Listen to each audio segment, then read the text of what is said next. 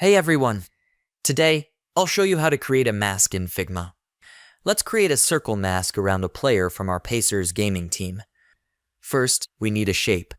Go to the Shape tools, click the drop-down arrow, and select the Ellipse tool.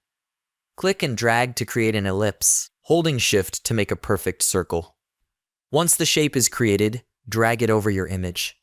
Send the shape to the back by right-clicking and selecting Send to Back. Select both the image and the shape.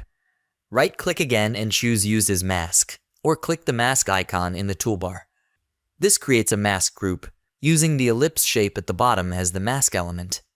You can still adjust the shape by clicking on it and moving or resizing it. You can also select and adjust the image inside the mask, moving or scaling it to fit how you want.